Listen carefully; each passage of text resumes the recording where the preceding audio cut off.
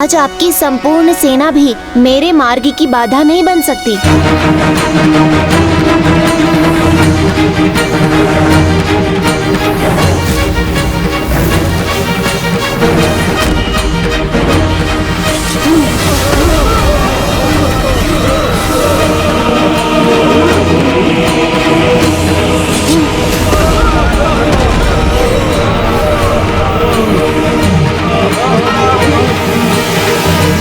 मेरी चेतावनी सफल हुई। उसी से भयभीत होकर ये सभी पीछे हट रहे हैं।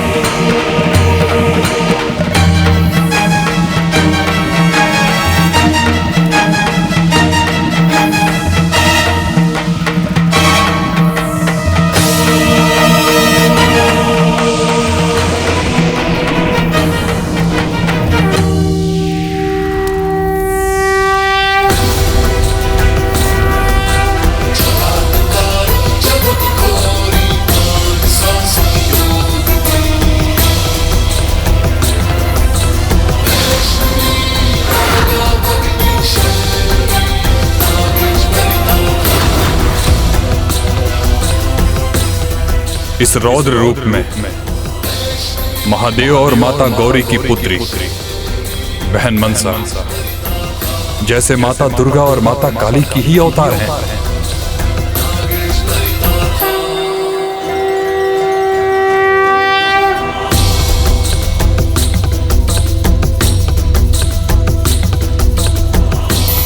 मैं तुम्हें विश्वास दिलाती हूँ, कोई भी बाधा, कोई भी शक्ति तुम्हें नहीं रोक सकती। तुम्हारी माता सदैव तुम्हारे साथ है, रक्षक। माँ मेरे साथ है तो फिर मुझे कौन रोक सकता है।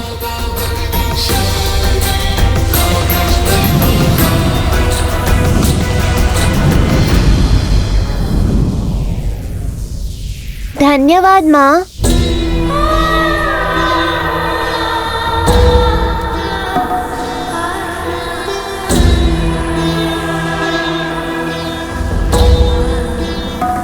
कल्याण भव पुत्र।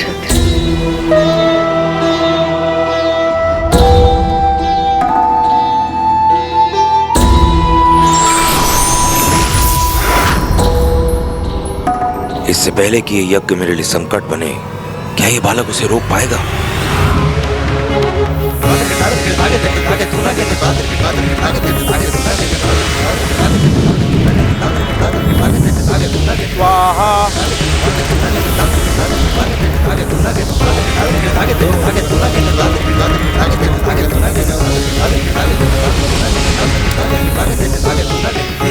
ये वहां क्यों रुक गया? क्योंकि वो यज्ञ स्थल मंत्रों की शक्ति से सुरक्षित है।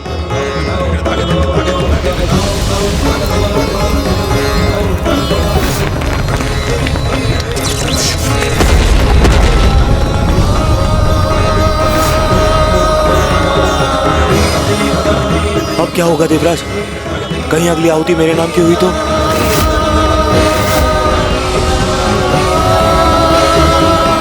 महाराज जन्मजय, अगली आहुति सर्पराज तक्षक के नाम की होगी।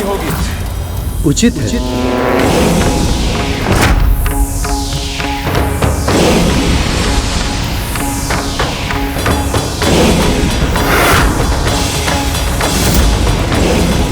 तक्षक स्वाहा। तक्षक स्वाहा।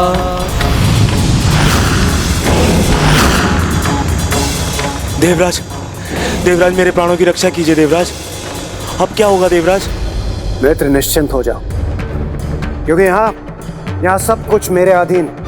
कितनी भी बड़ी शक्ति क्यों ना हो, वो मेरे समक्ष कदापि नहीं टिक सकती। किंतु देवराज, उन्होंने मेरे नाम की आहुति दे दी। अब मेरी बारी है देवराज। मुझे इस यज्ञ की विनाशक अग्नि में जाने से रोक लीजिए। मेरे प्राणों की रक्षा कीजिए देवराज। मित्र, यदि मेरे शब्दों पर विश्वास नहीं तो जाओ, जाकर किसी ऐसी वस्तु को जकड़ लो जो पर्वत के समान अचल और अडिग, जैसे कोई ना हिला सके। जाओ।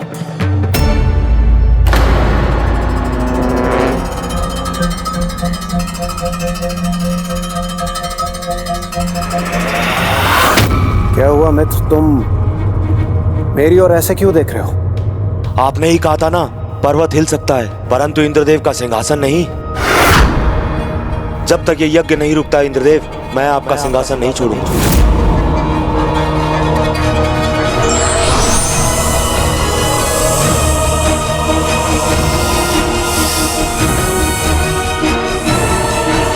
नहीं छोड़ूंगा, आपके सिंहासन को कदापि नहीं छोड़ूंगा जब तक ये यज्ञ नहीं रुकता है या समाप्त नहीं होता।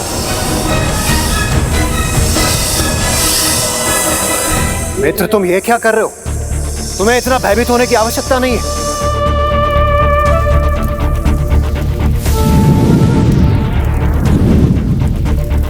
इस यज्ञ को अभी इसी क्षण रुकना चाहिए।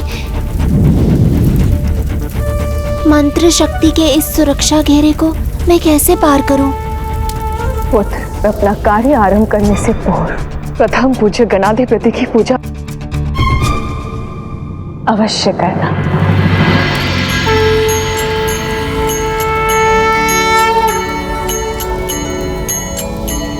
त्वमेव प्रत्यक्षं तत्त्वमसि, त्वमेव केवलं कर्तासि,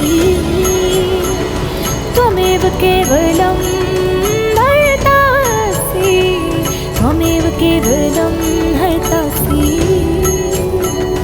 कौन है ये दिव्य ब्राह्मण बालक? यहाँ आने के पीछे क्या आशय है इसका?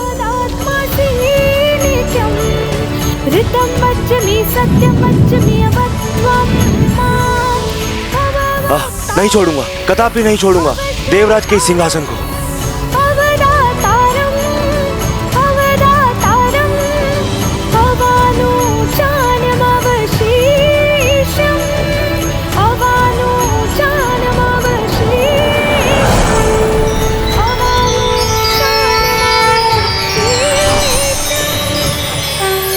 कल्याण हो पुत्र आस्ते, हो पुत्र आस्ते, हो पुत्र आस्ते।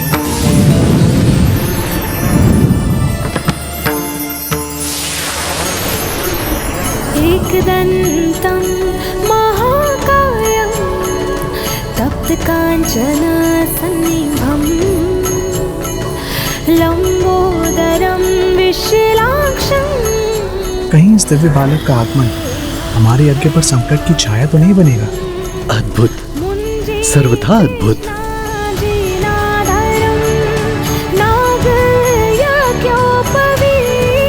नहीं राजन, आप यज्ञ संपन्न होने से पहले अपने स्थान से नहीं उठ सकते।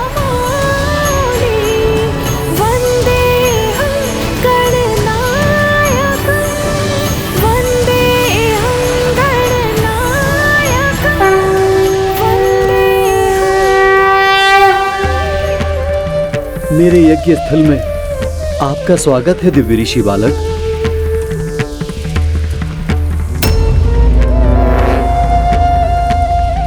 कल्याण हो राजन।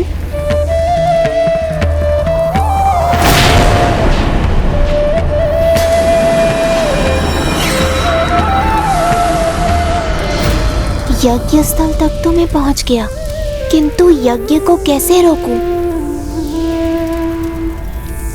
तुम्हें विश्वास रखना होगा अपने आप पर, अपनी तपोशक्ति पर, अपनी ज्ञान शक्ति पर। यहाँ तो मुझे अपनी ज्ञान शक्ति का प्रयोग करना होगा।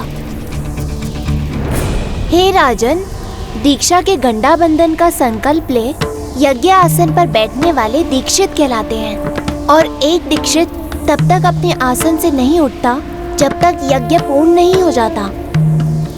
आप तो इस यज्ञ के दीक्षित हैं, आप कैसे अपने आसन से उठ गए? राजन,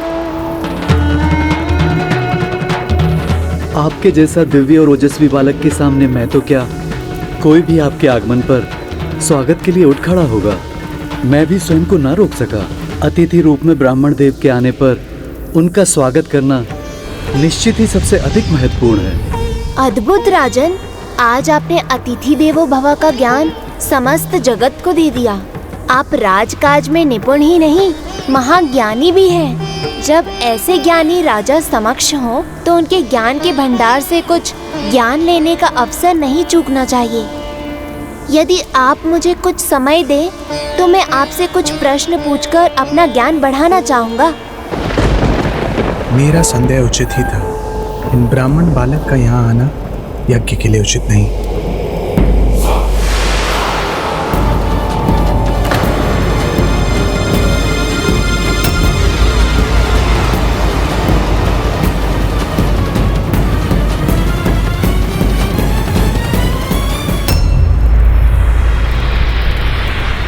नहीं। चिंता मत कीजिए राजन, मैं आपका अधिक समय नहीं लूंगा। उचित है, किंतु शीघ्रता कीजिए, मुझे यज्ञ संपन्न करना है। अच्छा, तो मुझे बताने की कृपा करें राजन, क्या व्यक्ति का अपना अनुष्ठान परिवार के अनुष्ठान से अधिक महत्वपूर्ण है? हाँ, अवश्य है। तो क्या व्यक्ति का उद्धार परिवार के उद्धार से अधिक महत्वपूर्ण है? हाँ, अवश्य। और परिवार की भलाई समाज या प्रजा की भलाई से ऊपर है? हाँ, अवश्य। किंतु क्यों राजन? जब तक स्वयं की पूजा, स्वयं का अनुष्ठान संपन्न ना हो, तो कोई परिवार का अनुष्ठान कैसे पूर्ण कर सकता है? तो इसी प्रकार जब तक स्वयं अपनी भलाई का विचार न किया जाए, तो भला समाज और प्रजा की भलाई का विचार कोई कैसे कर सकता है? स्वयं कुशल हो तो परिवार कुशल रहेगा, तभी मन शांत होगा, और मन शांत होगा तभी दूसरों की भलाई संभव होगी। ओह, समझा। स्वयं को कुशल करने के बाद ही दूसरों का भला हो सकता है। किंतु ये भी सत्य है, परिवार हो या राज्य, उसकी भलाई के लिए उचित साधन की आवश्यकता पड़ती है, और साधन के लिए धन, और धन की प्राप्ति तो एक राजा को कर से ही होती है। अधिक कर और अधिक धन। नहीं नहीं, मैं अधिकता में कुछ नहीं करता। मेरे राज्य में उतना ही कर लिया जाता है जो मेरे राज्य के विकास और सुरक्षा के लिए आवश्यक हो। फिर तो प्रजा की सुरक्षा के लिए आप आखेट भी करते होंगे। हाँ, जाता हूँ। जब भी कोई वन्य पशु ग्रामवासियों पर आक्रमण करने लगे, उनकी पशु संपदा को हानि पहुँचाने लगे, तो मैं आखेट भी करता हूँ। किंतु तभी क्यों? समस्या का निवारण उसके मूल से ही क्यों नहीं करते? एक साथ सभी वन्य पशु को क्यों नहीं नष्ट कर देते? दिव्य बालक, आप तो स्वयं ज्ञानी हैं, फिर भी कहता हूँ मैं ये कैसे कर सकता हूँ? वो तो अन्याय होगा। सृष्टि में सभी पशु पक्षियों का स्थान है। सृष्टि को चलने के लिए उसमें प्रत्येक जीव का होना आवश्यक है। और सर्प जिन्हें आप इस यज्ञ से समूल नष्ट करना चाहते हैं, क्या वो जीव नहीं?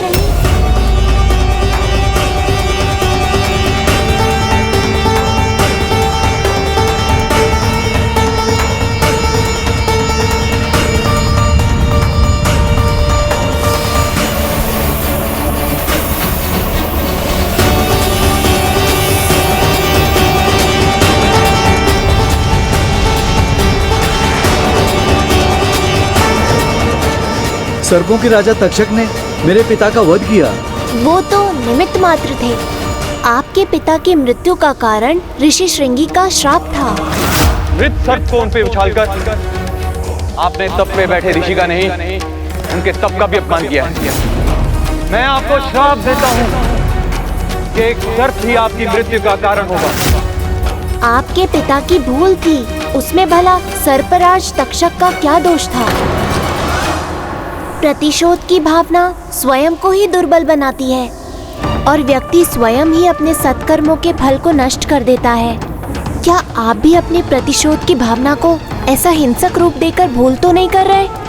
क्या आपको नहीं लगता ये यज्ञ अभी रुक जाना चाहिए? दंड के भागी है तक्षक और उनके सर्प। बहुत बड़ा अपराध किया है उन्होंने। गुरु दक्षिणा देने के पावन संकल्प को रोकने का, एक ब्राह्मण बालक से गुरु के लिए ले जाने वाले वस्तु को छल से छीनने का। मानता हूँ ये अपराध है, किंतु क्या ये ऐसा अपराध है जिसका दंड इतना भयंकर होना चाहिए? जबकि आपने वो वस्तु अपनी शक्ति के बल पर पुनः प्राप्त कर ली और अपने गुरु को गुरु दक्षिणा देने का वचन भी निभा दिया। दंड तो मिलना चाहिए, अवश्य मिलना चाहिए। इन सर्पों को जीवित रहने का कोई अधिकार नहीं। यदि ये जीवित रहेंगे तो फिर ऐसे ही अपराध करेंगे। नहीं ब्राह्मण देवता, ये आप नहीं, आपकी बुद्धि नहीं, आपका ज्ञान नहीं, आपके गुण नहीं, बल्कि आपका क्रोध बोल रहा है, जिसे आप अपने भीतर बढ़ने दे रहे हैं। एक पवित्र ब्राह्मण का क्रोध तो क्षणभंगुर होना चाहिए। ठीक उसी तरह जैसे सूखे घास के पत्ते क्षण भर में भस्म हो जाते हैं। किंतु दुर्भाग्यवश आपने ऐसा नहीं किया। अपने भीतर दुर्भाव की गांठ बनाकर प्रतिक्षण उसे लेकर विचार करते रहे। नहीं, ऐसा ऐसा नहीं है। तब तो आप नियमित रूप से उचित समय पर विधि विधान से अनुष्ठान और संध्या वंदन करते होंगे।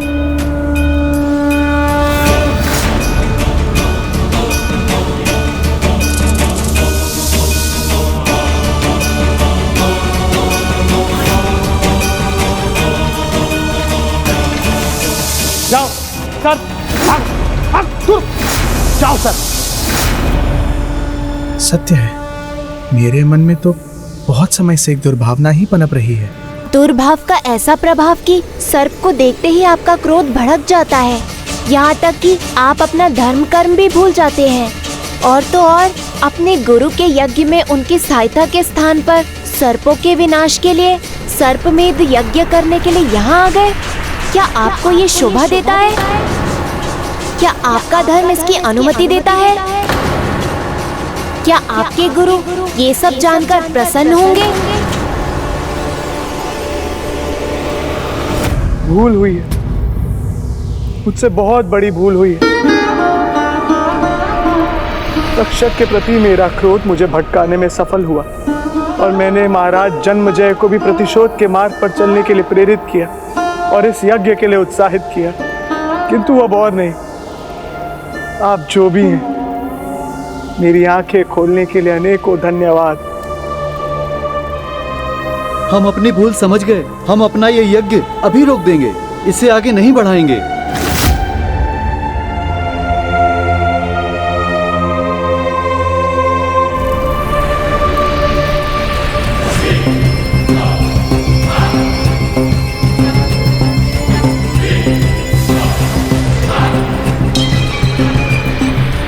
आपसे मार्गदर्शन पाकर हमने यज्ञ तो रोक दिया, किंतु जो हो चुका है उसे कैसे सुधारें और जो हो रहा है उसे कैसे रोकें? कालनाग, श्वेतनाग, धूमुखी नाग, जल सर्प, मरु सर्प, इन सब के नाम की आहुति हम यज्ञ में डाल चुके हैं। तो अब इस विनाश को कैसे रोकें? हम तो स्वयं सर्पराज तक्षक का भी नाम ले चुके हैं। अब जिन सभी नागों का, सर्पों का नाम हम ले चुके हैं, और जब तक स्वयं तक्षक भी इस यज्ञ में आके भस्म नहीं होते, तब तक ये यज्ञ कैसे रुकेगा?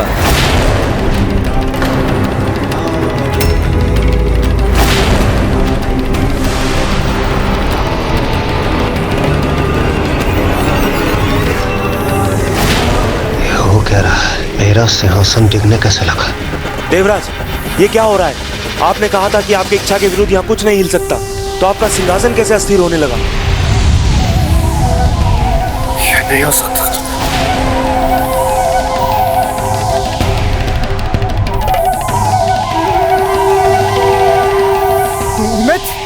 मित्र, तुम ये क्या कर रहे हो? तुम मुझसे क्यों निपट रहे हो? छोड़ो मुझे। तक्षक, ये अपने साथ मुझे क्यों खींच रहे हो? छोड़ो मुझे, जाने दो मुझे। तक्षक, छोड़ो मुझे। जब तक ये यज्ञ नहीं रुकता इंद्रदेव, मैं आपका सिंहासन नहीं छोड़ूंगा। मैंने तुम्हें सिंहासन को जकड़ने के लिए कहा था, मुझे नहीं। छोड़ो मुझे, छोड़ो। नहीं नहीं मित्र, आप ही मेरी रक्षा कर सकते हो। नहीं छोड़ूंगा, आपको कदापि नहीं छोड़ूंगा। अब आस्तिक इस यज्ञ को कैसे रोकेंगे? सहायता कीजिए, मेरी सहायता कीजिए। राजन, मुझे जाने दीजिए। राजन, क्षमा कीजिए। क्या करूं मैं? इस यज्ञ को कैसे रोकूं? माँ, मेरा मार्गदर्शन कीजिए, सहायता कीजिए मेरी। पुत्र, अपनी तपोशक्ति में विश्वास रखो। तुम स्वयं अपनी सहायता करने में सक्षम हो पुत्र।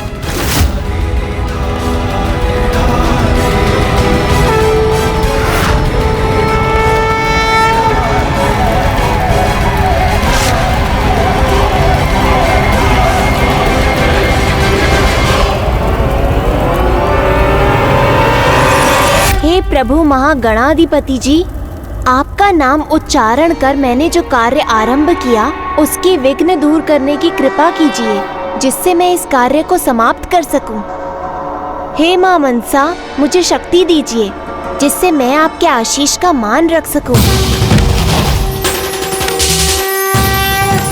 कल्याण हो पुत्र।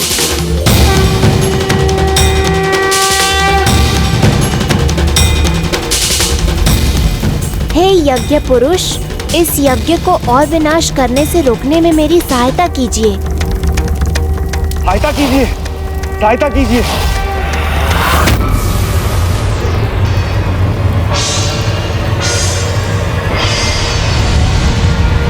रुको, रुको, रुको।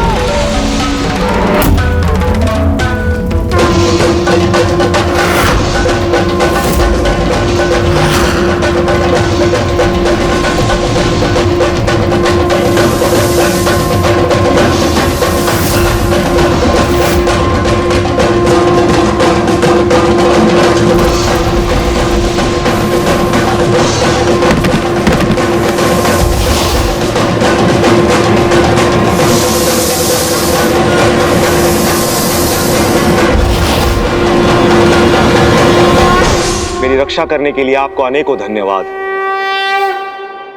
यह तक्षक तो अपने साथ मुझे भी भस्म करवा देता। अब सुरक्षित हूँ तो यहाँ से निकल जाने में ही भलाई है। धन्यवाद करने के लिए आपको मुझे वचन देने होंगे और अपने जीवन में उनका पालन करना होगा। हे दिव्य बालक, आप जो कहेंगे मैं अवश्य करूंगा। तो वचन दीजिए, आज के बाद आप किसी से ना कुछ छीनेंगे ना ही चुराएंगे। मैं वचन देता हूँ। वचन दीजिए, आज के बाद आप और आपके सर्प किसी भी निर्दोष को हानि नहीं पहुंचाएंगे जब तक उनके प्राणों पर ही संकट ना छा जाए अथवा कोई उन्हें हानि पहुंचाने के लिए ना आए। वो किसी पे वार नहीं करेंगे। मैं वचन देता हूँ। तब आप और आपके सर्प और नाग सब सुरक्षित हैं। बालक ऋषि आस्तिक की जय। बालक ऋषि आस्तिक की जय। बालक ऋषि आस्तिक की जय। मैंने नहीं, मेरी माँ के आशीर्वाद ने ही सभी बाधाओं को हटाकर आपकी रक्षा की। प्रथम पूज्य प्रभु महागणाधिपति जी की पूजा कर उन्होंने ही मुझे मंत्र शक्ति से उत्पन्न सुरक्षा घेरे को भेदने का उपाय सुझाया। माँ ने ही मुझे प्रभु गणेश जी की स्तुति का ज्ञान कराया।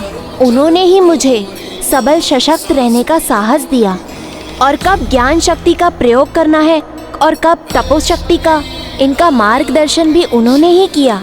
हे बालक ऋषि, आपकी महान माता कौन है? माता मनसा है मेरी माता मनसा है मेरी माता मनसा है मेरी माता।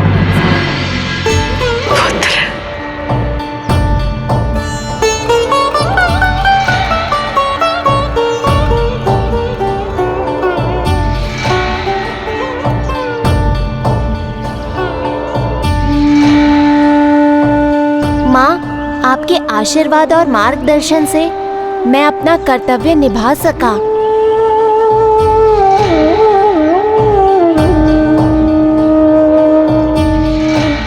माता मनसा की, माता मनसा की, माता मनसा की। बहन मनसा, अपने पुत्र को इतने भयंकर कार्य के लिए भेजकर इस यज्ञ को रोकने के लिए, नागवंश की रक्षा सुनिश्चित करने के लिए आपका अनेकों अनेक धन्यवाद। पुत्री, नागों की रक्षा कर तुमने नागमाता होने का कर्तव्य निभाया है। आज से तुम्हें नागमाता कहा जाएगा। नागमाता कहा जाएगा। नागमाता कहा जाएगा। नागमाता कहा जाएगा। नागमाता मनसा की, नागमाता मनसा की।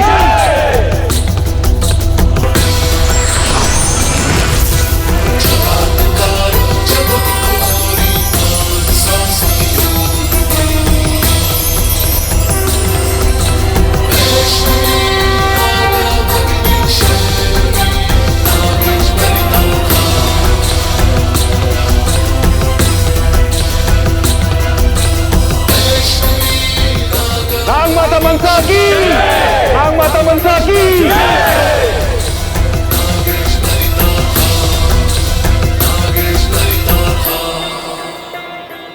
इस प्रकार तुम्हारी बहन मनसा नागमाता तो बन गई, किंतु अभी भी उसे देवी की उपाधि प्राप्त नहीं हुई है। माता, दीदी ने इतने त्याग किए, हलाहल विष का पान किया, कैलाश का त्याग किया, नागों की रक्षा के लिए अपने पुत्र को भी भेज दिया, फिर भी देवी की उपाधि नहीं मिली उन्हें। क्यों माता? आज कैलाश में क्या हुआ पुत्री? कैलाश ने आपको आमंत्रित क्यों नहीं किया? सब कुशल तो है, तुम निराश क्यों हो? वहाँ कुछ अनुचित तो नहीं हुआ? उचित अनुचित का ज्ञान नहीं है मुझे माता कद्रू, किंतु कैलाश जाकर मुझे ये अवश्य ज्ञात हो गया। मुझे इसीलिए आमंत्रित नहीं किया गया क्योंकि मुझे अभी तक देवी की उपाधि नहीं मिली है। पिताश्री महादेव ने मुझे स्वयं कहा, किसी का जन्म उसका देवी देवता बनना निर्धारित नहीं करता मनसा। भक्तों का अटूट विश्वास, उनका समर्पण, उनकी श्रद्धा, उनकी निष्ठा, उनकी सच्ची भक्ति ही हमें देवी देवता के पद पर आसीन करती है। भक्त ही हमें भगवान बनाते हैं। उनकी इस पुत्री को देवी बनने के लिए एक समर्पित भक्त की आवश्यकता है। यदि मैं उनकी परम भक्त चंद्रधर को अपना भक्त बना सकी, तभी मैं देवी कहलाऊंगी। उन्होंने कभी किसी भी कठिनाई को अस्वीकार नहीं किया। ऋषि जरत्कारों की सभी शर्तों को सहज स्वीकार कर एक और बहुत बड़ा त्याग किया। माता पिता के प्रेम खोकर भी पति के प्रेम से वंचित होना भी स्वीकार किया मैंने। और फिर जब उन्हें संतान की प्राप्ति हुई तो उन्होंने उसे भी नागों की रक्षा का कर्तव्य निभाने भेज दिया। मेरे पुत्र को कैसी कठिनाइयों का, किस संकट का सामना करना होगा, ये ना जानते हुए भी मैंने उसे भेजने का त्याग किया। निरंतर इतने त्याग किए दीदी ने, फिर तो उन्हें देवी का स्थान और प्रतिष्ठा प्राप्त होने ही चाहिए। इतने त्याग करने पर भी मुझे देवी बनने के लिए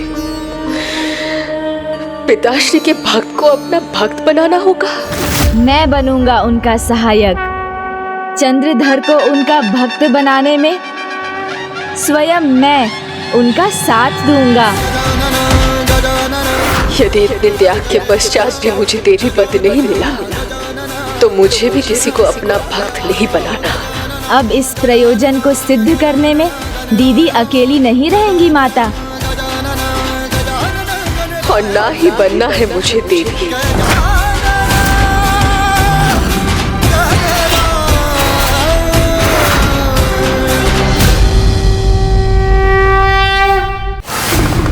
देवी रूप में दीदी को मैं प्रतिष्ठित करवा कर ही रहूंगा।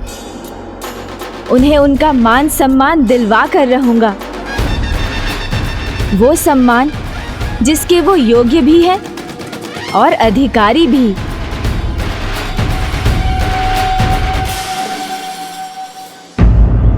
नहीं पाना मुझे कोई देवी पद, नहीं बनना मुझे देवी।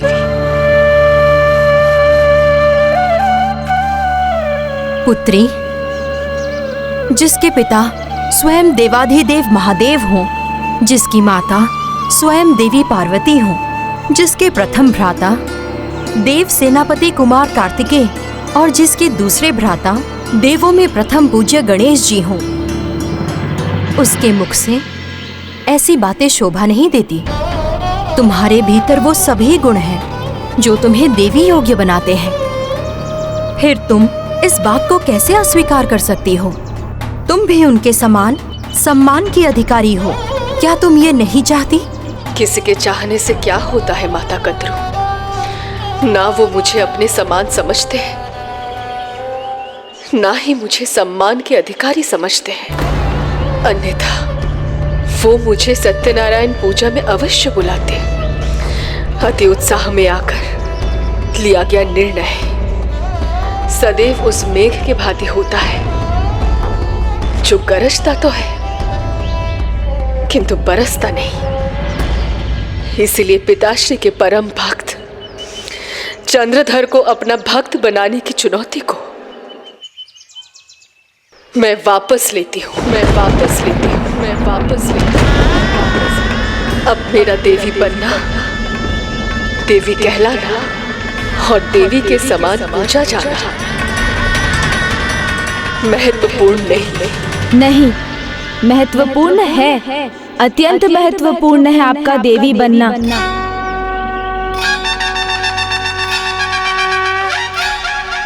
हाँ दीदी, आपका देवी बनना ही नहीं, देवी रूप में आपकी पूजा होना भी महत्वपूर्ण है। विश्वास कीजिए।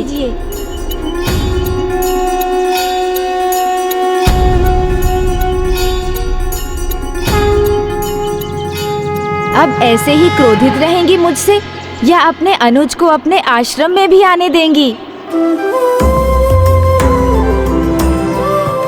एक बहन अपने भ्राता पर कभी क्रोधित हो सकती है, और वो भी आप जैसे भ्राता पर।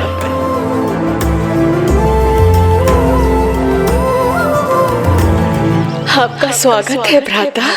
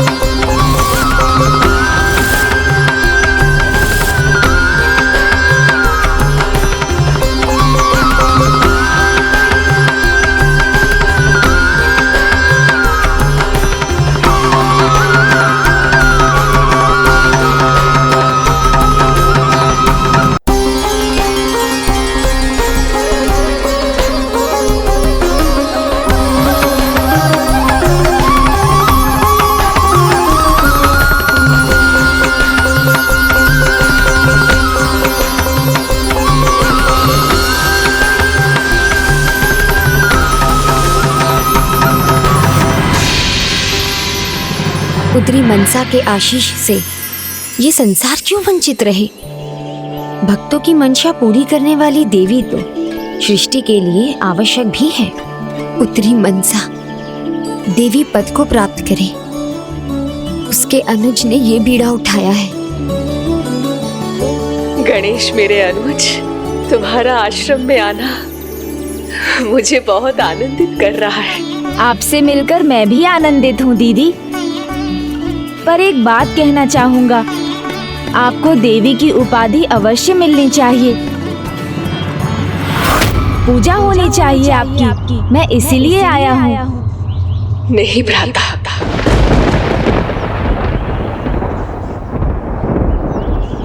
नहीं बनना मुझे पूजनीय है।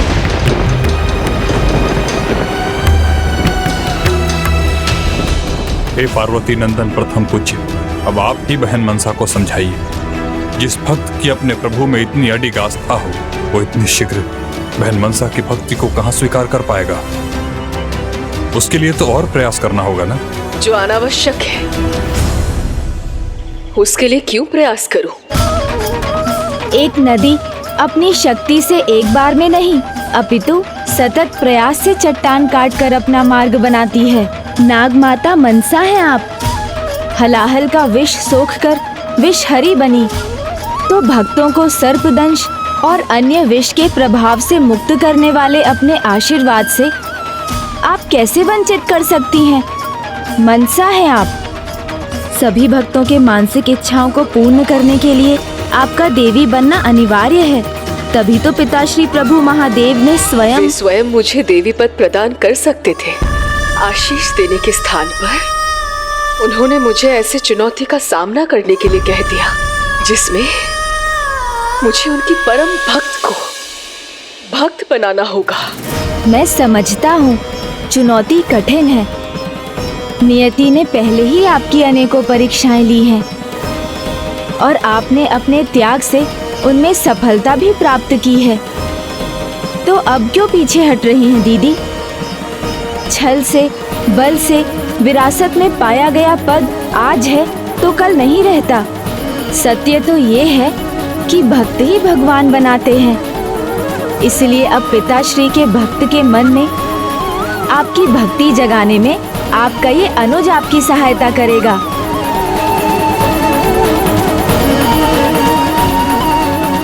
भक्तों का अटूट विश्वास, उनका समर्पण, उनकी निष्ठा, उनकी सच्ची भक्ति ही हमें देवी देवता के पद पर आसीन करती है।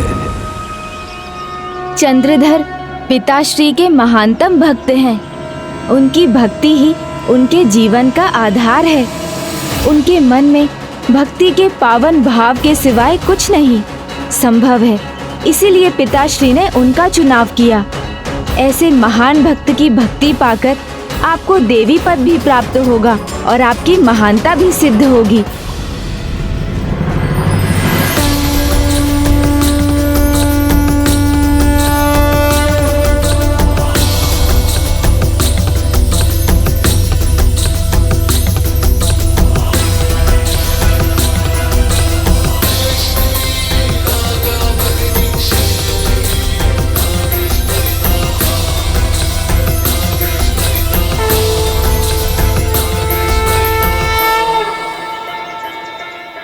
तभी तो संपूर्ण संसार मेरी बहन देवी मनसा की कृपा का पात्र बनेगा।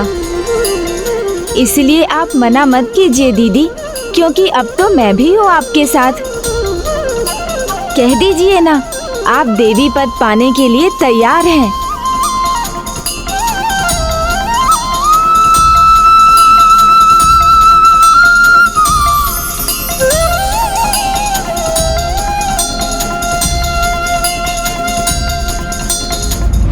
उचित है भ्राता गणेश, किंतु चंद्रधर जैसे एक निष्ठ शिव भक्त को अपना भक्त कैसे बनाऊंगी?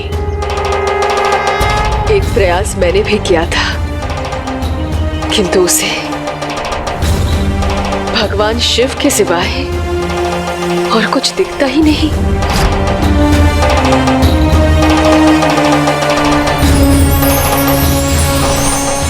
हे महादेव, मुझे ज्ञात है आप ही का चमत्कार है ये। इसके लिए आपको कोटि कोटि प्रणाम प्रभु। पिताश्री प्रभु महादेव की भक्ति में वो कुछ भी कर सकता है। स्वामी, ये लीजिए आपका कलश। स्वामी, आज तो रुक जाते। इतनी ठंड में मंदिर जाना आवश्यक है क्या? देवी, जीवन के लिए जितना श्वास लेना आवश्यक है, उतना ही मेरा मंदिर जाना आवश्यक है। मेरे प्रभु की पूजा करना आवश्यक है। प्रभु की पूजा के बिना तो मेरा जीवन जीवन ही नहीं। परंतु स्वामी, अभी एक दिन बाद आपको व्यापार के लिए बाहर जाना ही है, तब तो मंदिर जाना छूटेगा ही। तब तो आज प्रभु के दर्शन और उनका आशीष और भी आवश्यक है। आज का अवसर मैं कैसे त्याग दूं? ओम नमः शिवाय।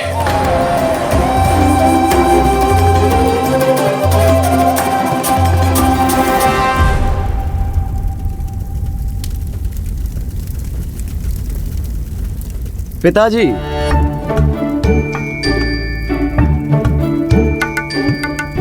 पिताजी, आज तो रुक जाइए। आज ठंड बहुत है और मंदिर ऊपर पहाड़ी पर है, वहाँ और भी ठंड रहेगी। आज आप घर पर ही पूजा कर लीजिए। पुत्र, जब भक्त की भक्ति में सच्चाई है तो किस बात का भय? मैं अपनी पूजा अर्चना का नियम कदापि भंग नहीं करूंगा। नियम तो पूजा का ही है ना पिताजी।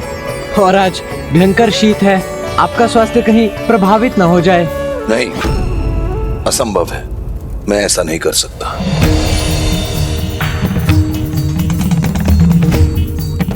भक्ति कोई मनोरंजन का साधन नहीं जिसके नियम कभी भी बदल सकते हैं। भक्ति आस्था है, विश्वास है, श्रद्धा है, निष्ठा है, अटूट है, अडीग है।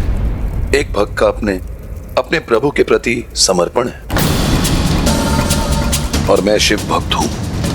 बाधा चाहे कैसी भी हो, उसे चाहे प्रकृति उत्पन्न करे या मनुष्य, मैं किसी बाधा से नहीं रुकूंगा।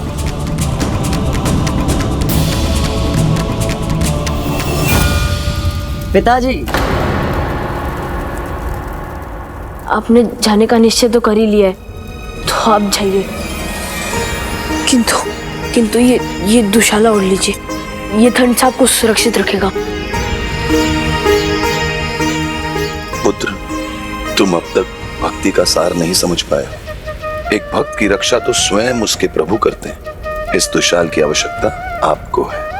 मुझे तो मेरी भक्ति की शक्ति से ही ताप मिलता है। उसे क्या भय संकट और काल का, जो भक्त हो स्वयं महाकाल का। ओम नमः शिवाय।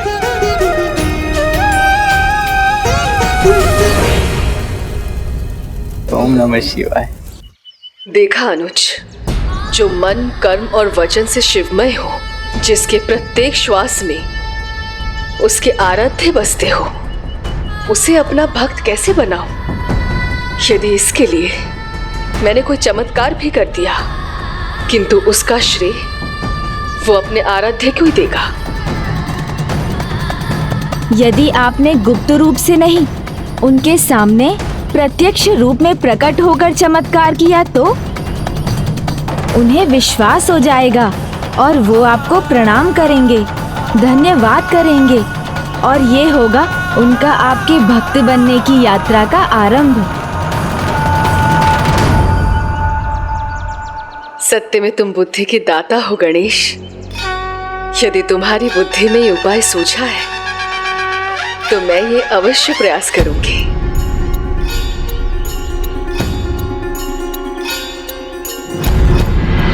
ओम नमः शिवाय।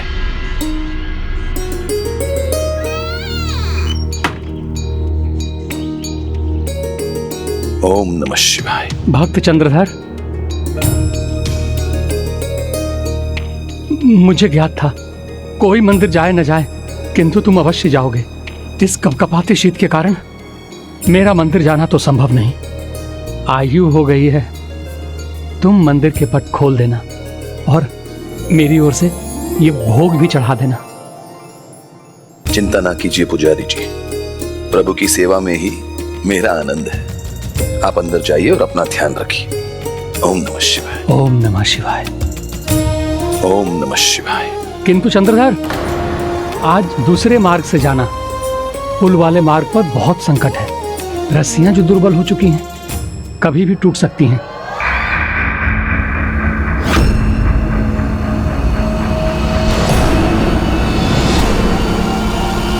पुजारी जी, उसे क्या भय संकट और काल का, जो भक्त है स्वयं महाकाल का। ओम नमः शिवाय। ओम नमः शिवाय। वो पुल से नहीं, निकट वाले सुरक्षित मार्ग से ही जाएगा। दीदी, प्रभु महादेव में अटूट विश्वास है उन्हें, इसलिए वो उनके मंदिर शीघ्र पहुंचने का चुनाव करेंगे। पुल का तो विचार भी उनके मन में नहीं आएगा। ओम नमः शिवाय। ओम नमः शिवाय।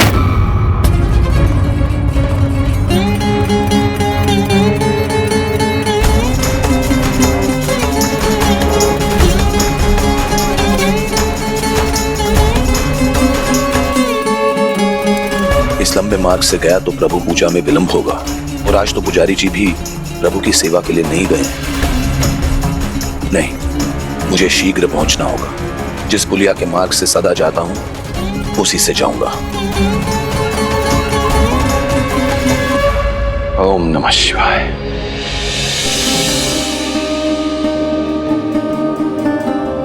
मैंने कहा था ना दीदी, वो संकट देखकर पीछे नहीं हटेंगे और वो पुल उनका भार नहीं संभाल सकेगा।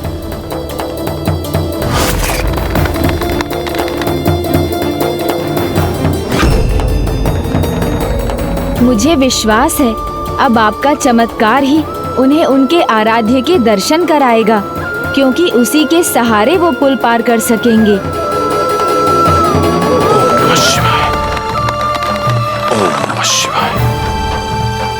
ओम नमः शिवाय।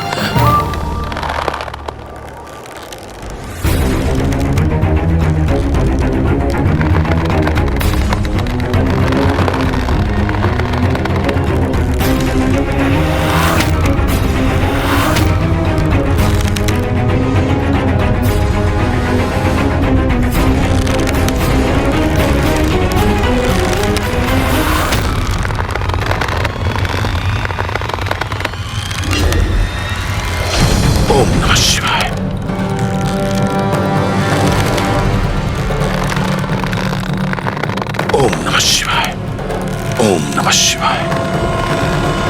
ओम नमः शिवाय।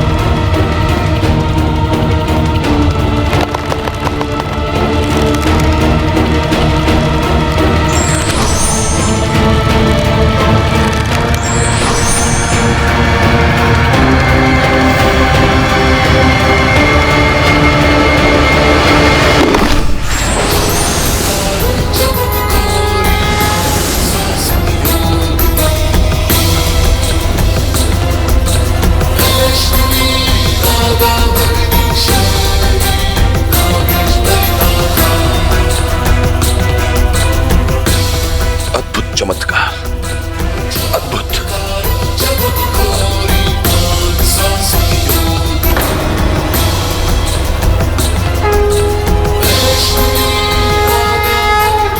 इस चमत्कार ने अवश्य ही उनके भीतर दीदी मनसा के प्रति भक्ति का भाव जगा दिया होगा।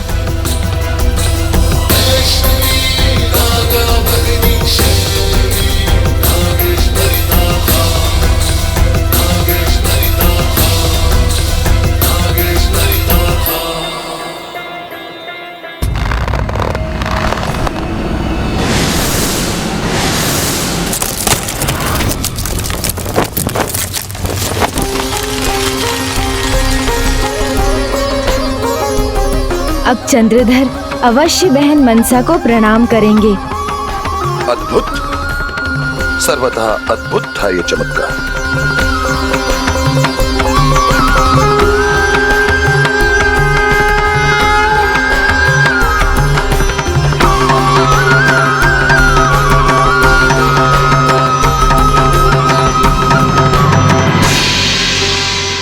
आपको अनेकों धन्यवाद हे महादेव, हे शंकर शिव शंभु।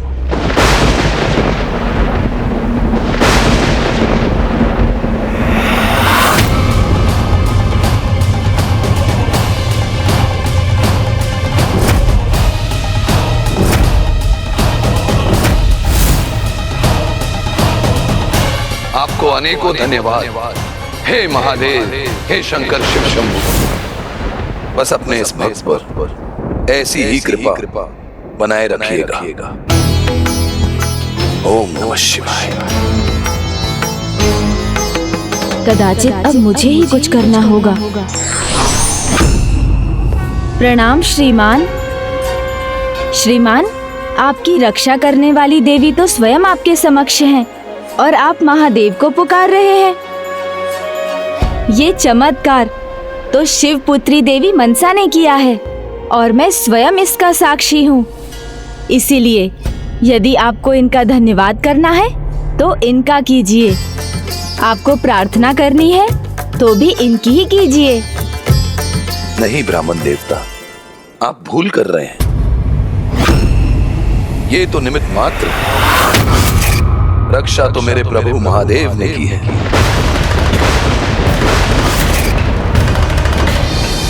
ये सृष्टि तो उन्हीं के नाम से चलती है। यहाँ का कण कण उनके अधीन है।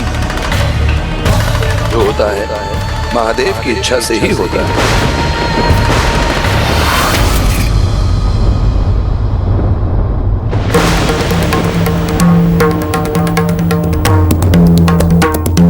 चंद्रधर, तुम्हारी अटूट भक्ति सराहनीय है, किंतु उसके प्रभाव में आकर सत्य को अनदेखा कर देना सर्वथा अनुचित है। सहायता करने वाले का अपमान है। अपने आराध्य का सम्मान करना, उनकी पुत्री का अपमान करना कैसे हो सकता है? महादेव हैं, तभी तो आपको उनकी सुपुत्री होने का सौभाग्य मिला। नदी से अधिक उसके स्रोत का महत्व होता है। इसीलिए महादेव ही हैं मेरी सहायता के लिए मूल स्रोत।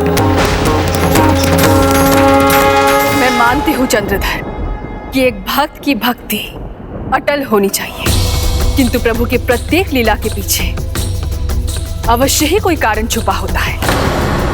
उसी प्रकार उनके अनेकों रूपों के पीछे भी कोई ना कोई कारण होता है। उनके प्रत्येक रूप को देखने और पहचानने के लिए समझ होनी चाहिए, अन्यथा कहीं तुम्हें पछताना ना पड़ जाए। कल कहीं ऐसा ना हो कि तुम्हारे सम्मुख ऐसी परिस्थिति प्रकट हो जाए कि तुम्हें मेरा नाम पुकारना पड़े, मेरी भक्ति करने पर विवश होना पड़े। मैं जिनका भक्त हूं उनका ही रहूंगा। मेरे अधरों पर केवल उनका नाम रहेगा। फिर स्थिति कैसी भी क्यों ना हो जाए, मेरे रोम रोम में केवल मेरे प्रभु का नाम रहे, किसी अन्य का नहीं। फिर चाहे वो स्वयं मेरे प्रभु की भार्य हो या पुत्री। पुत्र, जाओ, अपना कर्तव्य निभाओ, किंतु स्मरण रहे, मनसा का त्याग उसके कोमल हृदय का परिचायक है। उसके ठीक विपरीत उसका क्रोध उग्रता का चरम है। मुझे इस बात का भी ज्ञात है देवी कि जिस प्रकार इस भक्त का मन अपने प्रभु की भक्ति में रमा है, उसी प्रकार मेरे प्रभु का हृदय सदा अपने भक्तों से जुड़ा है। जैसे उन्होंने अभी मेरी रक्षा की, वो हर बार मेरी रक्षा करेंगे। तो मुझे आपसे कुछ मांगने की आवश्यकता ही नहीं।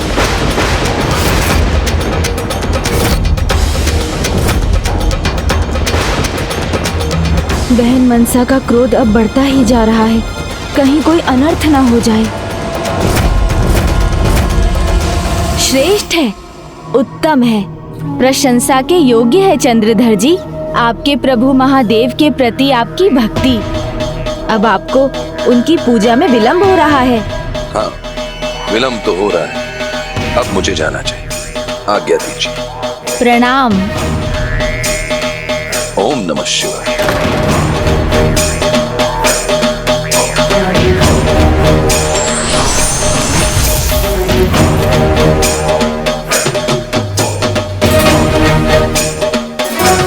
दीदी, शांत हो जाइए। नहीं भ्राता गणेश, अब मुझे कुछ नहीं सुनना।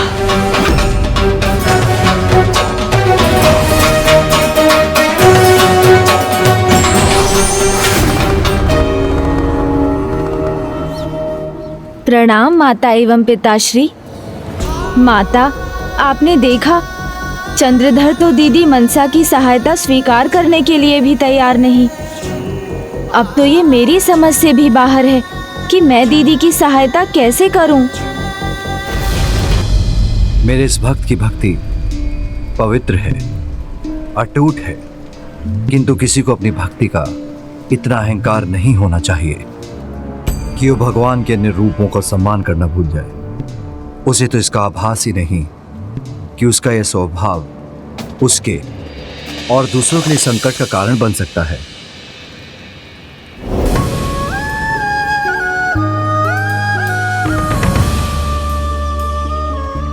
तुमने उसके समक्ष उसकी सहायता की और उसने तुम्हें धन्यवाद भी नहीं दिया। जब उसके पास धन्यवाद के लिए शब्द नहीं है तो वो क्या भक्ति करेगा। बहुत बड़ी भूल हुई है उससे। हाँ, भूल तो हुई है। नहीं, उसकी कोई भूल नहीं है। जो घटित हो रहा है उसका मूल कैलाश है।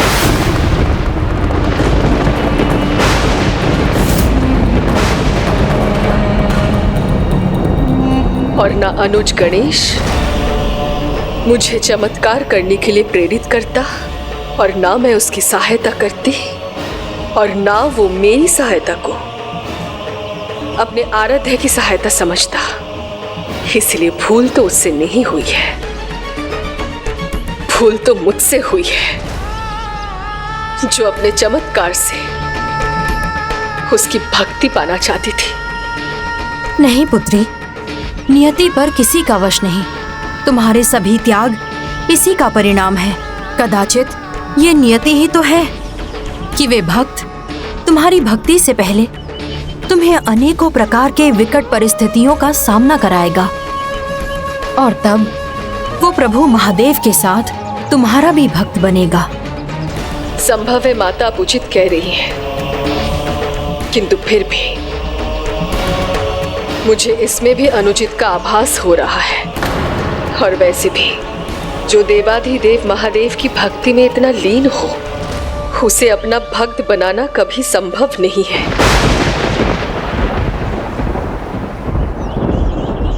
तो पुत्री, क्या करोगी तुम? क्या इच्छा है तुम्हारी? कहीं तुम हार मानकर निराश तो नहीं हो जाओगी? यदि त्याग ही नागमाता मनसा की नियति है तो कर दो एक और त्याग। मत बनाओ उसे अपना भक्त, वंचित कर दो संसार को अपनी कृपा से। तो आप ही बताइए माता कद्रू, मैं करूं तो करूं क्या, और मैं कर भी क्या सकती हूं? चंद्रधर पिताश्री के भक्ति में इतना खोया हुआ है कि उसका ध्यान आकृष्ट करना मेरे लिए असंभव प्रतीत हो रहा है। जो खोया हुआ है उसे भी कुछ खोने का आभास कराओ पुत्री। उसने तुम्हारे परिवार नाग परिवार का जो अपमान किया है, उसका परिणाम उसके परिवार को भुगतने दो, तब आंखें खुलेंगी उसकी। कदाचित अब तुम्हारे पास यही उपाय है। मैं जिनका भक्त हूँ उनका ही रहूंगा। मेरे अधरों पर केवल उनका नाम रहेगा। जो होता है महादेव की इच्छा से ही होता है। हम सब युवा है, फिर भी इस ठंड में बाहर निकलने का साहस नहीं कर पा रहे। और पिताजी इस आयु में भी मंदिर जाकर लौट भी आए।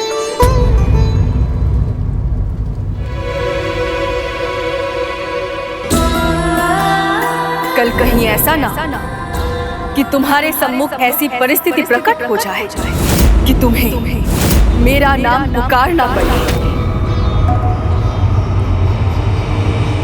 क्या हुआ पिताजी? आप अचानक चौंक क्यों गए? नहीं पुत्र, कुछ नहीं, चिंता मत करो। मेरे समान इन सभी को भी प्रभु महादेव में अटूट विश्वास रखना चाहिए, तभी जीवन में जो भी कष्ट आएंगे उनका सामना कर सकेंगे। पिताजी, आपकी भक्ति भी अनुपम है। ऐसी भक्ति कोई अन्य व्यक्ति कभी नहीं कर सकता, आपके पुत्र भी नहीं। भगवान भक्त की भक्ति देखते हैं। भक्त कैसी भी भक्ति करे वो ही भगवान को मान्य होता है। और प्रभु भक्त की पद्धति के आधार पर अपने भक्तों में कोई भेदभाव नहीं करते। सत्य कह रहा हूं, मेरे भोलेनाथ तो इतने भोले हैं कि भक्ति के अंश मात्र से प्रसन्न हो जाते हैं। तो फिर वो ये नहीं देखते कि भक्त साहूकार है या डाकू लुटेरा।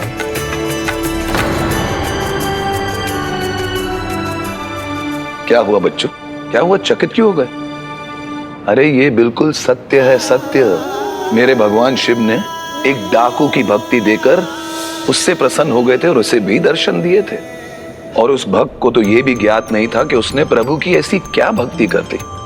मैं भोजन लगाती हूँ। रुकिए देवी, मेरे शब्द सुनकर बच्चों के मन में बहुत ही जिज्ञासा उत्पन्न हुई है। पूरी कथा सुना दूं ताकि इनकी जिज्ञासा मिट जाए, फिर भोजन करेंगे। आइए। एक समय था जहां एक खूंखार लुटेरा था। वो अपने मार्ग में आने वाले लोगों को लूट कर अपनी गृहस्थी चला चाहता था।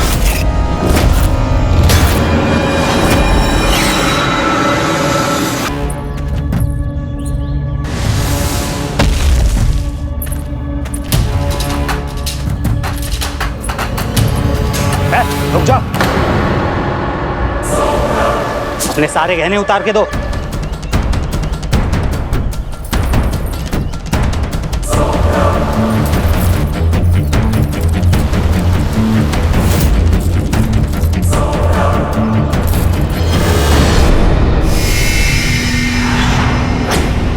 सदा के समान उस दिन भी वो लुटेरा एक वृक्ष पर चढ़कर आने जाने वाले लोगों की प्रतीक्षा करने लगा। किंतु उस दिन वहां कोई भी यात्री नहीं आया और उस डाकू का धैर्य चुकने लगा, तो उससे स्थिर नहीं बैठा जा रहा था और उसके हिलने के कारण उस डाली से वृक्ष के पत्ते झड़कर नीचे गिरने लगे। भोर से दोपहर हो गई तो फिर उसे प्यास लगी। जल तो वो अपने साथ लेकर ही चलता था, किंतु उस दिन उसका जल बिखर गया और जहां वो पत्ते गिरे थे वहां जल भी गिरा।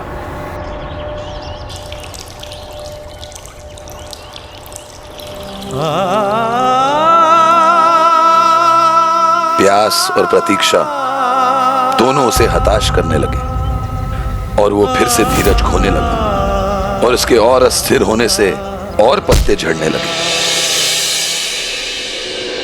रात्रि में भी वो इसी प्रकार वृक्ष पर बैठा इसी ताक में रहा कि भूले भटके कोई तो आएगा ही।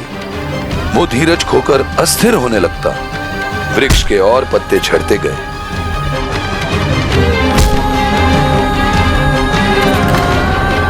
मेरे पुत्रों को महादेव की कथा में आनंद लेते देख मुझे अत्यंत हर्ष का अनुभव हो रहा है। तुम उसके परिवार की परीक्षा लो, क्योंकि स्वयं पर आया हुआ संकट सह लेता है मनुष्य, किंतु अपने परिवार पर संकट आता नहीं देख पाता। स्मरण कीजिए बहन, जब नागवंश पर संकट आया था तो माता कद्रू स्वयं आपके समक्ष हाथ जोड़कर प्रस्तुत हुई थी। पुत्र आस्तिक को भेजने के लिए स्वयं मैंने आपसे प्रार्थना की थी। यदि परिवार पर संकट न होता तो मैं ऐसा कभी न करता। स्मरण है भ्राता बासुकी, किंतु क्या? किंतु परंतु का विचार मत करो पुत्री, इसे भी अपने जीवन का अहम उद्देश्य समझो। जिस प्रकार तुमने दूसरों की, समस्त जगत की भलाई के लिए अनेकों बार हृदय पर पत्थर रखकर त्याग किया है, तो एक बार और वैसा ही कुछ करना होगा पुत्री। तुम्हें देवी पद की आकांक्षा नहीं होगी, किंतु समस्त संसार को देवी मनसा की आवश्यकता है।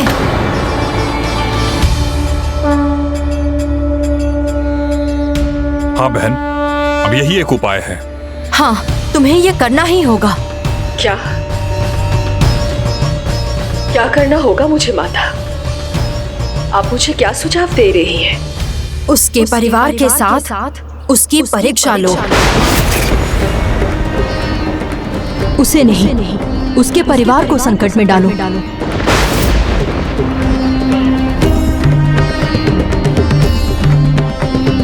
ये कैसा सुझाव दे रही हैं माता कद्रू? यदि दीदी ने ऐसा किया तो उसका परिणाम चंद्रधर और उनके परिवार के लिए विनाशकारी सिद्ध होगा।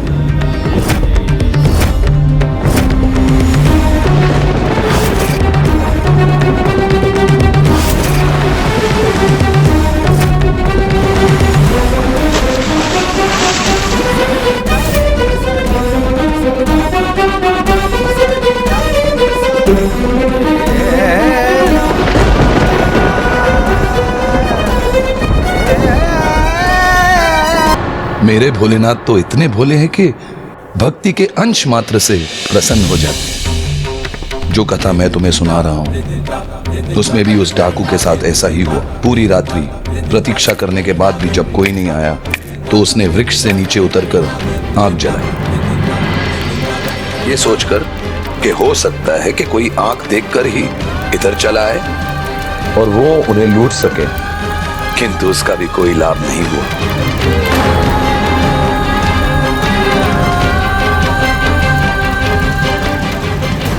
तब वो फिर से वृक्ष के ऊपर चढ़कर बैठ गया।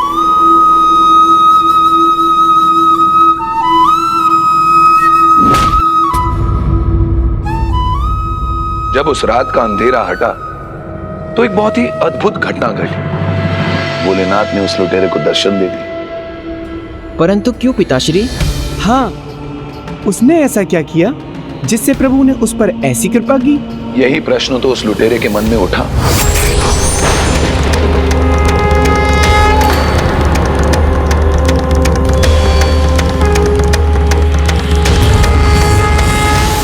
प्रभु, प्रभु, प्रभु, मुझे क्षमा कर दीजिए। मैं समझ गया आप मुझे मेरे पापों का दंड देने आए हैं, लेकिन मैं आपसे क्षमा याचना करता हूँ।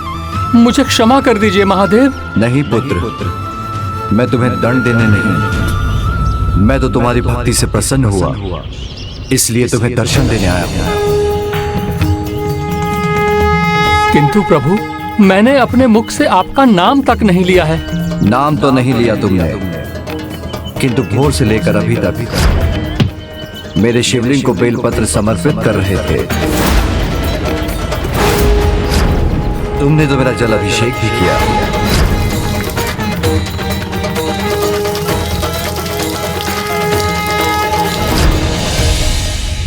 और रात्रि में मेरी आरती की।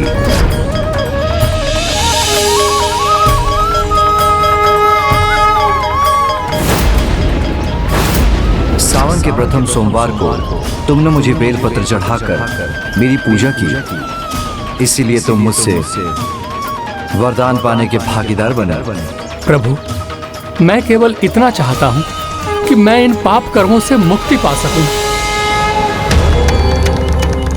तथास्तु, तथास्तु, तथास्तु। उस दिन से वही लुटेरा जो लोगों को लूटता था, वो लोगों की सेवा करने लगा और शीघ्र ही अनजाने में की गई अपनी भक्ति के परिणाम स्वरूप उसे अपने पापों से छुटकारा मिल गया। ऐसे हैं मेरे प्रभु भोलेनाथ, इसलिए मेरे समान प्रभु की भक्ति करो ना करो, पर उन पर पूरा विश्वास अवश्य करना। फिर कैसा भी संकट क्यों ना आए, वो अवश्य टल जाएगा। हर हर महादेव, हर हर महादेव। अभी तो केवल चंद्रधर ही नहीं, अभी तो उसने अपने संपूर्ण परिवार को महादेव की भक्ति के लिए प्रेरित कर दिया है। और आप चाहती हैं कि मैं इन भक्तों पर संकट की छाया प्रकट करूं? पुत्री, स्मरण करो, चंद्रधर ने क्या कहा था? बिना शिव की इच्छा के कहीं कुछ नहीं होता। उसे तुम्हारा भक्त बनाने की चुनौती भी तो स्वयं महादेव ने ही दी है। कदाचित वो भी यही चाहते हैं, इसलिए बिना संकोच किए इसे प्रभु की इच्छा मानकर तुम्हें अपने सभी प्रयास करने चाहिए।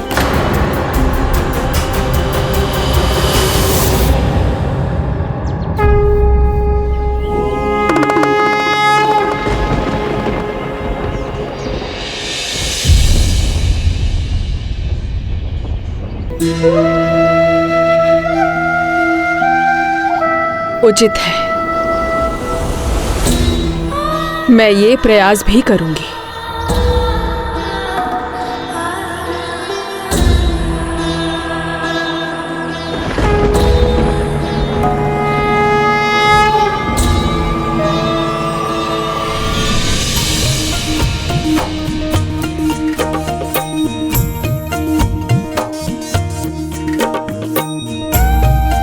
पिताजी, आपके आदेश के अनुसार हमने आपके व्यापार की सभी सामग्री का प्रबंध कर दिया, किंतु इस बार हम सब भी आपके साथ चलना चाहते हैं। हाँ, हम भी आपके साथ चलना चाहते हैं। अवश्य, क्यों नहीं। एक पिता के लिए तो ये गर्व की बात है कि उसके पुत्र उसका व्यापार में उसका हाथ बढ़ाना चाहते हैं, किंतु हमें विलंब नहीं करना चाहिए। कल आप सब मिलकर व्यापार का सारा सामान नौकाओं पर चढ़ा देना। कल जब मैं मंदिर से वापस आऊंगा तब हम चलेंगे। जी पिताजी। मैं जिनका भक्त हूं उनका ही रहूंगा। मेरे अधरों पर केवल उनका नाम रहेगा। जो होता है महादेव की इच्छा से ही होता है। यदि यही पिताश्री प्रभु महादेव की इच्छा है तो भला मैं उसे टालने वाली कौन होती हूँ। मैं अब तनिक भी संकोच नहीं करूंगी, पूरा प्रयास करूंगी।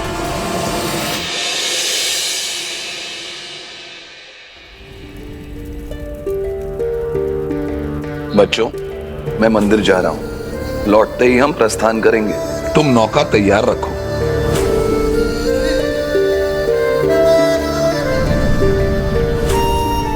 नौका ठीक है, सभी सामग्री रख दीजिए। उचित है भ्राता, व्यापार की इस यात्रा में आनंद बहुत आएगा और पिताजी से सीखने का अवसर भी तो मिलेगा। शीघ्रता कीजिए, पिताजी आते ही होंगे।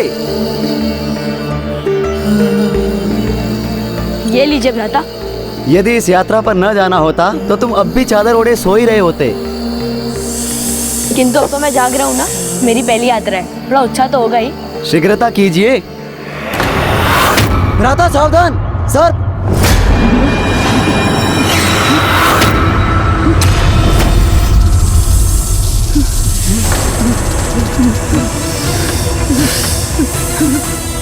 भ्राता, यहाँ तो चारों ओर सर्प ही सर्प है। हाँ, जैसे सर्पों ने हमें घेर लिया है। किंतु इतने असंख्य सर्प आए कहाँ से?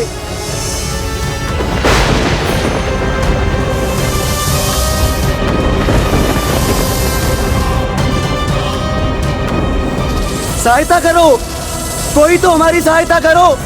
ये तो हम सभी को डस लेंगे। बचाओ, बचाओ, बचाओ, कोई तो हमें बचाओ, बचाइए हमें, सहायता कीजिए हमारी।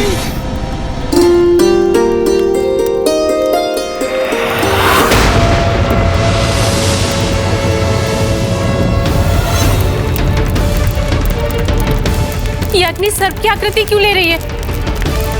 बचाइए, बचाओ, बचाओ, कोई तो हमें बचाओ, कोई है, कोई तो बचाओ हमें,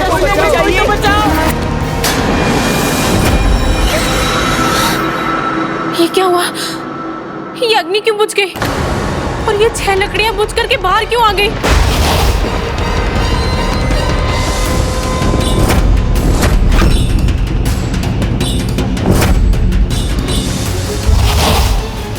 मेरे 6 पुत्र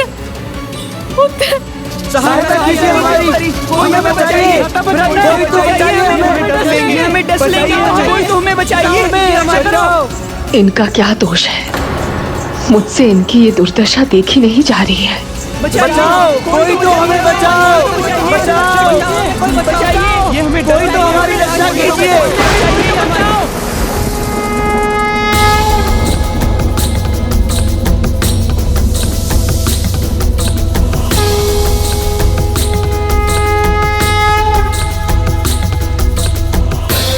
लगता है सर्पों का आक्रमण रुक गया। कदाचित अब हमारी रक्षा हो जाएगी। हाँ भ्राता, जी भ्राता।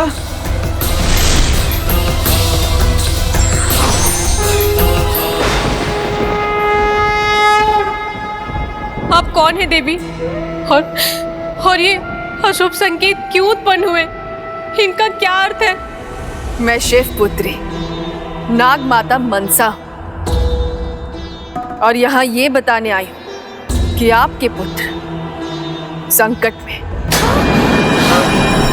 भयभीत ना, मैं तुम्हें इस संकट से मुक्त कर सकती हूँ। मैं तुम्हें कोई कष्ट नहीं पहुँचाना चाहती। तुम मेरी सहायता करो और मैं तुम्हारी करूँगी।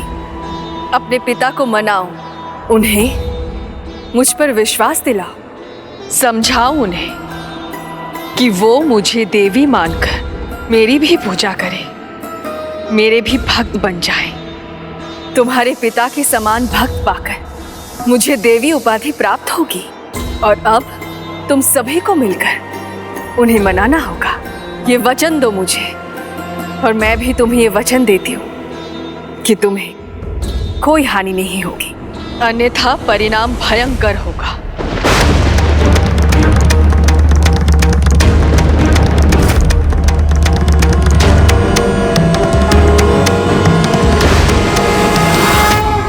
आइए, जो मैंने कहा वो कीजिए और बचा लीजिए अपने कुल दीपकों को।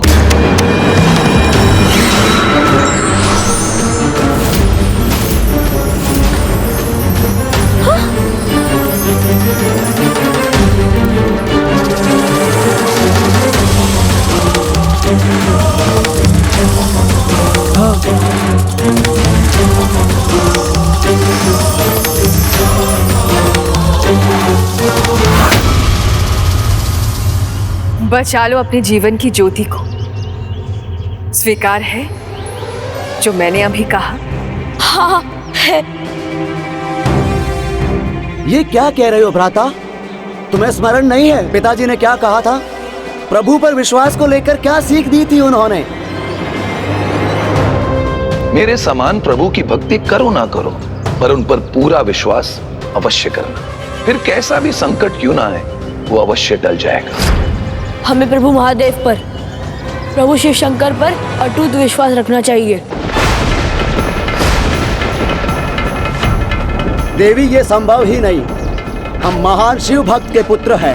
हमारे पिताजी ही नहीं, हमारा पूरा परिवार शिवमय है। और हमारे पिताजी ने हमें ये भी कहा है कि कुछ भी हो जाए, महादेव ही अटल हैं, महादेव ही सत्य हैं। इसलिए आपका प्रयास व्यर्थ है।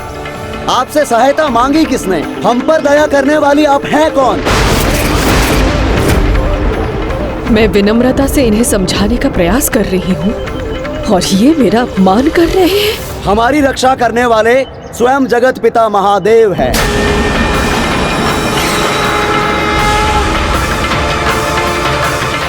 नाग माता, ये आपका अपमान कर रहे हैं। हमें इन्हें उचित पाठ सिखाने दीजिए। ये हमें पाठ सिखाएंगे? उचित है, इन्हें अपना प्रयास कर लेने दीजिए। हम भगवान शिव के भक्त हैं। हमें किसी से भयभीत होने की कोई आवश्यकता नहीं। और वैसे भी जो देवी बनने का हमसे अनुरोध कर रही है, वो भला क्या देवी बनेंगी? आप इतना अपमान क्यों करवा रही हैं? अनुमति दीजिए नाग माता, हमें अनुमति दीजिए।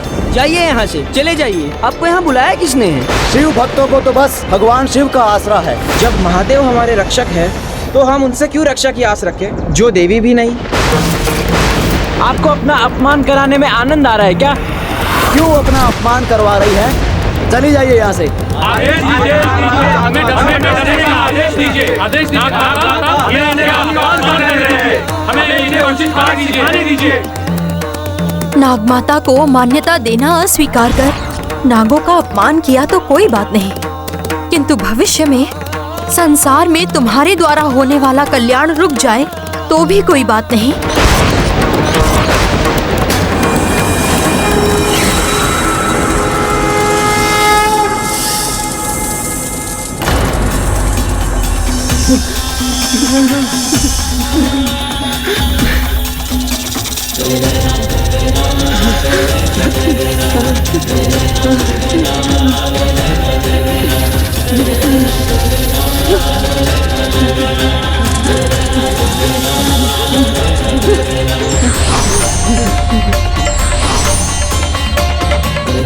नागमाता तो अभी यहीं थी, कहाँ चली गई?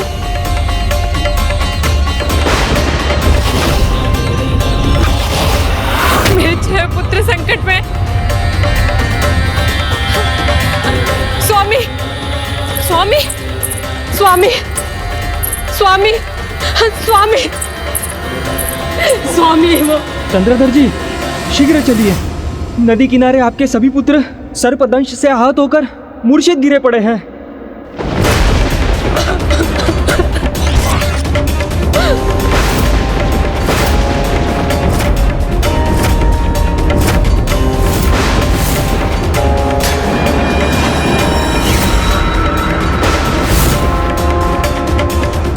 पुत्र, पुत्र, पुत्र, पुत्र।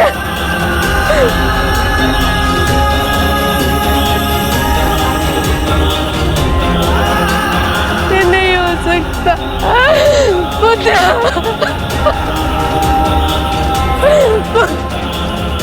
मेरे पुत्रों की ऐसी दुर्दशा नहीं हो सकती।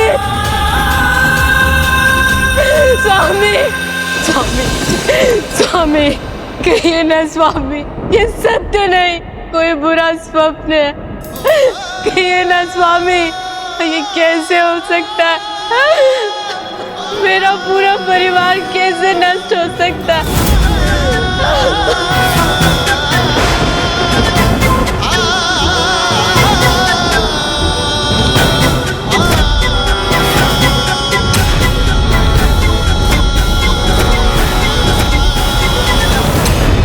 एक माँ अपनी संतान को खोने का दुख मनाए और उसका कारण मैं हूँ।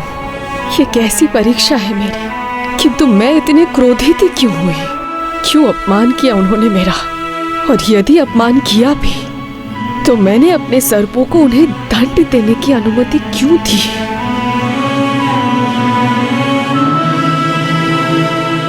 एक माँ को दुखी कर, उसे उससे सभी संतानों से वंचित कर, भला मुझे क्या प्राप्त होगा? नहीं, मुझे अब इस स्थिति को बदलना होगा। रुक जाओ पुत्री, तुम ऐसा नहीं करोगी। तुम इतना आगे बढ़ने के बाद पीछे नहीं हट सकती। किंतु माता, मुझे उस भक्त परिवार की पीड़ा देखी नहीं जा रही। मुझे जाना ही होगा। ये नियति है, भगवान भी नियति से बंधे हैं। फिर तुम तो अभी देवी भी नहीं हो पुत्री। रुक जाओ पुत्री, तुम्हें इस माता की सौगंध है। तुमने सभी के लिए इतना त्याग किया है, तो एक त्याग मेरे लिए भी कर दो। रुक जाओ, जो होना है उसे होने दो।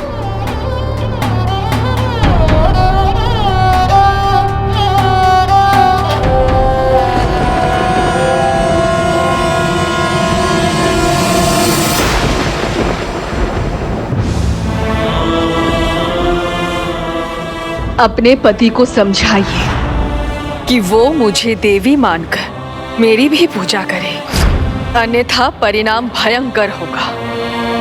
जाइए, जो मैंने कहा वो कीजिए और बचा लीजिए अपने कुल दीपकों को। स्वामी, आप प्रार्थना कीजिए, देवी मनसा की पूजा कीजिए, वो ही हमारी सहायता कर सकती है। कल कहीं ऐसा ना कि तुम्हारे सम्मुख ऐसी परिस्थिति प्रकट हो जाए कि तुम्हें मेरा नाम पुकारना पड़े, मेरी भक्ति करने पर विवश होना पड़े। देवी मनसा,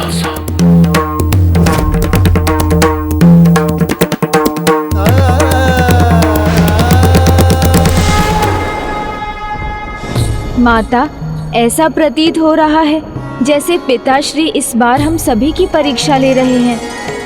कैसी दुविधा में डाल दिया उन्होंने हम सभी को। एक ओर भक्त चंद्रधर है, तो दूसरी ओर है दीदी मनसा। स्वामी, अपने पुत्रों के लिए क्या आप एक बार अपनी भक्ति की धारा में किसी देवी को नहीं जोड़ सकते? स्वामी, एक बार देवी मनसा की पूजा कर लीजिए ना स्वामी, पुत्रों की खातिर। स्वामी,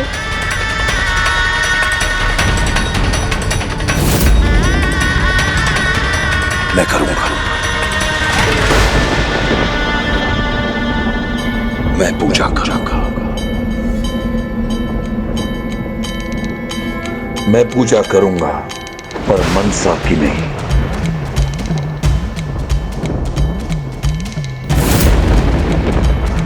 उसे क्या भय संकट और काल का, जो भक्त हो स्वयं महाकाल का।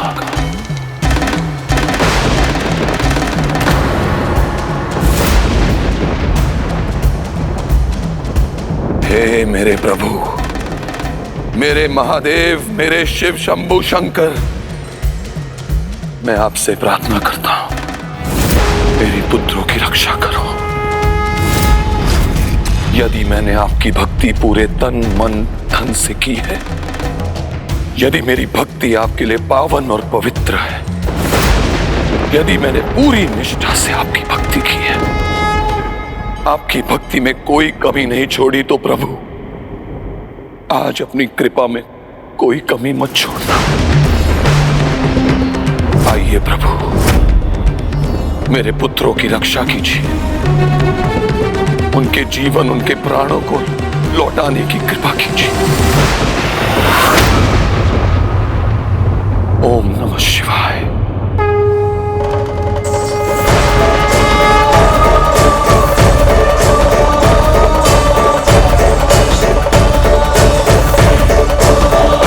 ओम नमः शिवाय।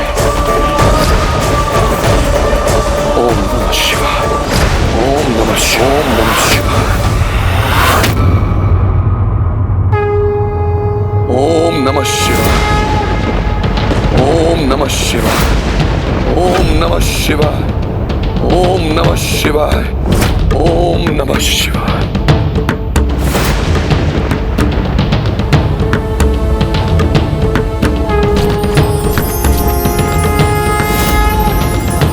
ओम नमः शिवाय। ओम नमः शिवाय।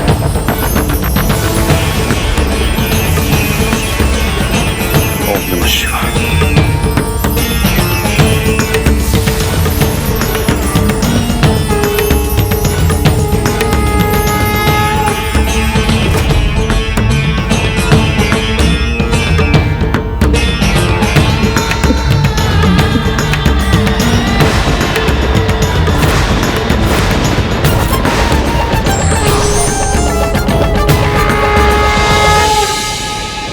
शिवाय।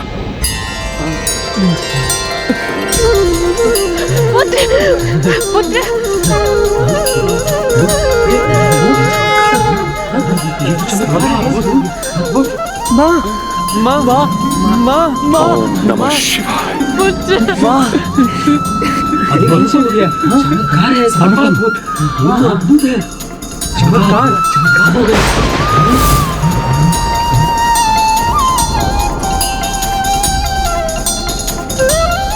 माँ, हमें हुआ क्या था? हाँ, हम कैसे मूर्छित हो गए थे माँ? जो हुआ सो हुआ, पर पुत्र तुम सब मेरे पास लौट आए।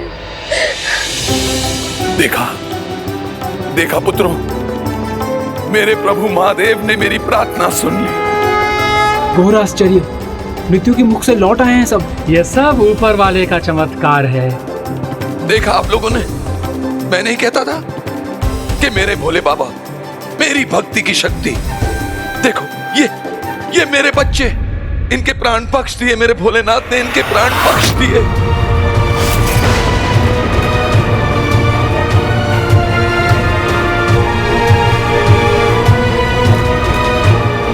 क्या हुआ पुत्री? देखिए ना माता कत्रु, पिताश्री प्रभु महादेव अपने भक्तों पर कृपा वर्षा कर रहे हैं। चंद्रधर के पुत्रों को नागों के विष के प्रभाव के प्रहार से मुक्त कर दिया।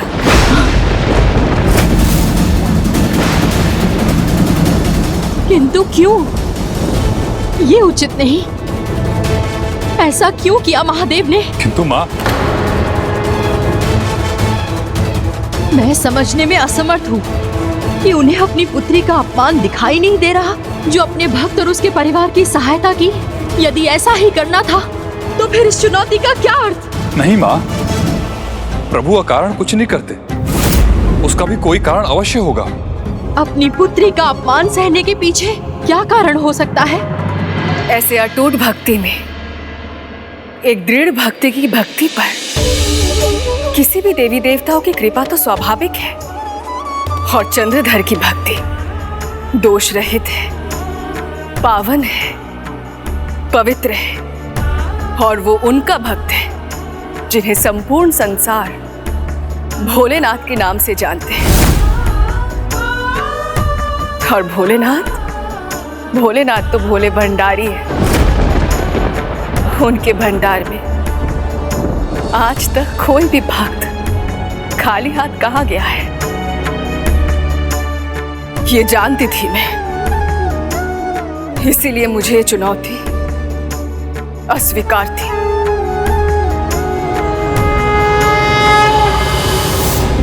देखा तुमने गिरिधर, किस तरह मेरे प्रभु ने मेरी प्रार्थना सुन के मेरे बच्चों की रक्षा की।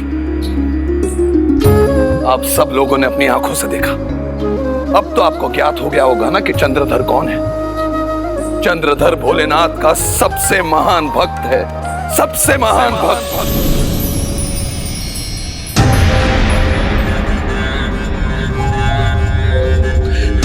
अब कोई भी मेरी भक्ति की शक्ति को नहीं नकारेगा, कोई भी मेरी भक्ति छीनने का प्रयास नहीं करेगा, कोई भी मेरी चंद्रधर की शिव भक्ति पर प्रश्न चिन्ह नहीं लगा पाएगा।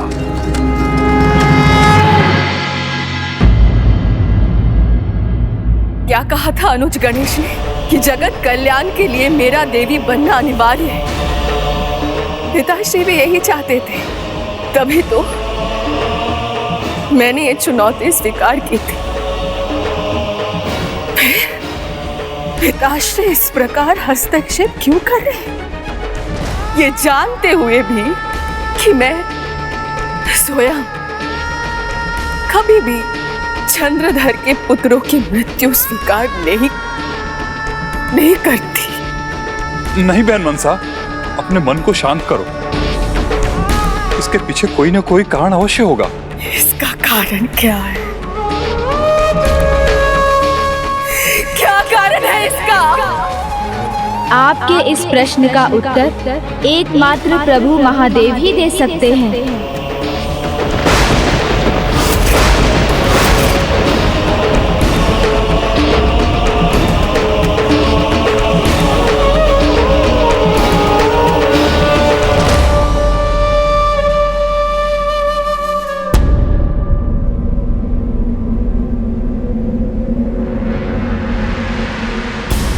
मैं जानता हूँ आपके हृदय को चोट लगी है।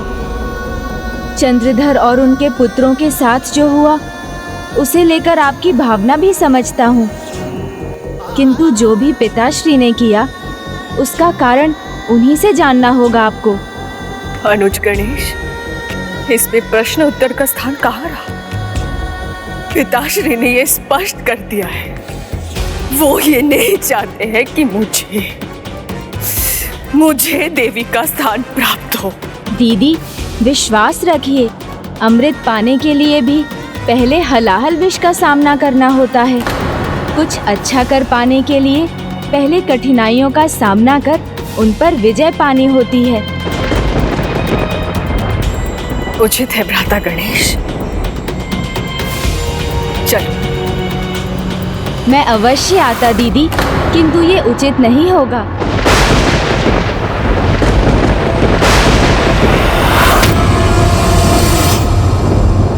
इस चुनौती में तो आप दोनों का ही भाग है ना? तो ये प्रश्न आपको स्वयं ही पूछने होंगे। मैं उनसे ये प्रश्न कैसे कर सकता हूँ?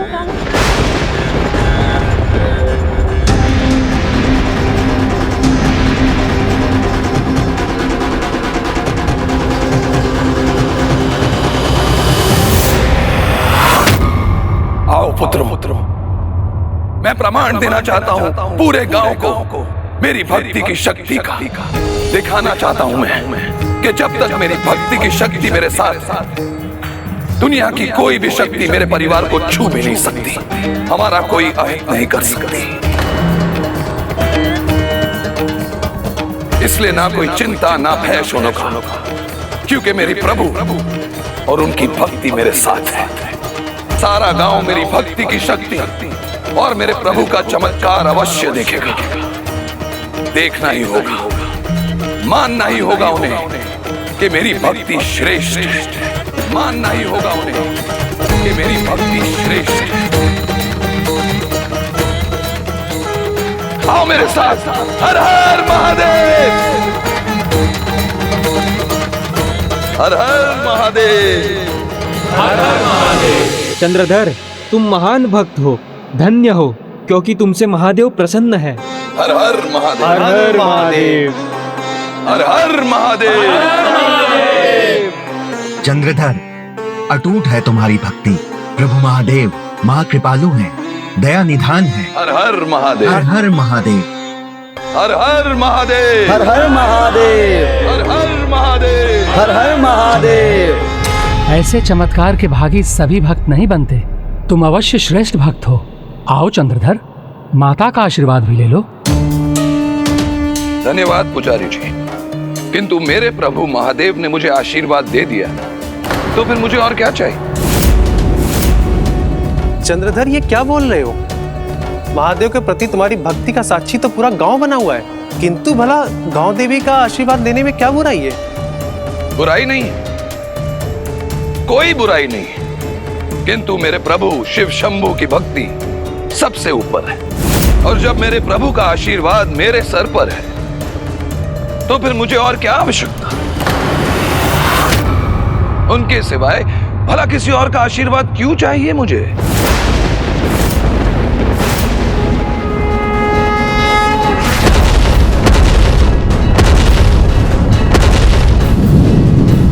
क्योंकि मेरे प्रभु के सिवाय मुझे और कोई दिखाई नहीं, क्योंकि मेरे प्रभु के सिवाय मुझे और कोई दिखाई नहीं देता।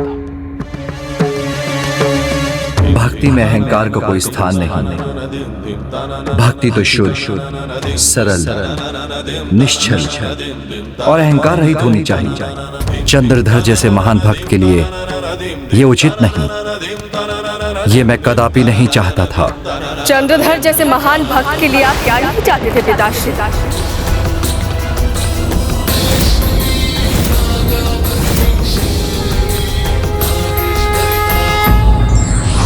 पुण्य कर्म और पाप कर्म अज्ञानतावश किए जाएं या जानबूझकर, उनका परिणाम अवश्य